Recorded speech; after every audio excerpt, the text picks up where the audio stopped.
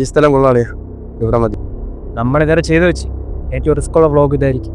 ഇത് വല്ലതും ക്ലിക്കായ പൈസയും വരാം, സബ്സ്ക്രൈബേഴ്സും കൂടും.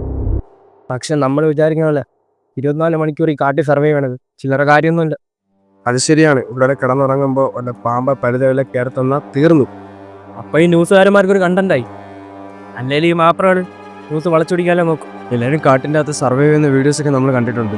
ഇത് ആദ്യമായിട്ടായിരിക്കും ഫുഡും ടെൻറ്റൊന്നും ഇല്ല നമ്മൾ സർവേ ചെയ്യാൻ പോകുന്നത്. വേറത്തെ ചെയ്ത കണ്ടന്റ് നമ്മളേതോടെ ചെയ്ത് കഴിഞ്ഞാൽ ആരും കാണാൻ പോകുന്നു. അതേസമയം ഇതുപോലത്തെ റിസ്ക് കൊടുത്ത് ഈ കാട്ടിൽ കിടന്ന് വല്ല പാമ്പിനെയും കടികൊണ്ട് കഴിഞ്ഞാൽ ഇത് തമ്മിലുള്ള വകയും. അതാണ് മോനെ യൂട്യൂബ് അൽഗോരിതം. ഈ നോക്കുന്ന ക്യാമറ എടുത്ത് പെട്ടെന്ന് തന്നെ തുടങ്ങാം. ഹലോ ഗായ്സ്, എല്ലാവർക്കും പുതിയ വീഡിയോയിലേക്ക് സ്വാഗതം. അപ്പം നമ്മളിത് ഇവിടെ 24 മണിക്കൂർ കാട്ടിൽ സർവേ ചെയ്യാനാണ് പോകുന്നത്. അതെ ഗായ്സ്, അപ്പോൾ ഇവിടെ ഫുഡോ ടെൻറ്റോ ഒന്നും ഇല്ലാതെയാണ് നമ്മളിവിടെ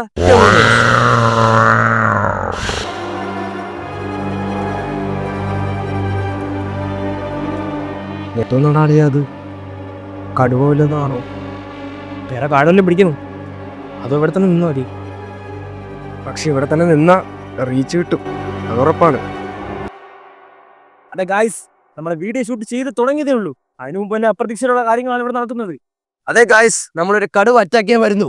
ഇനി എന്ത് സംഭവിക്കുമെന്ന് കണ്ടു കാണാം.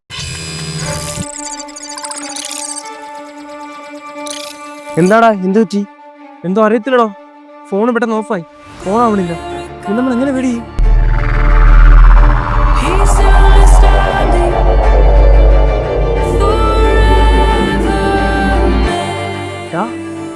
നമുക്കിവിടെ പോവാം.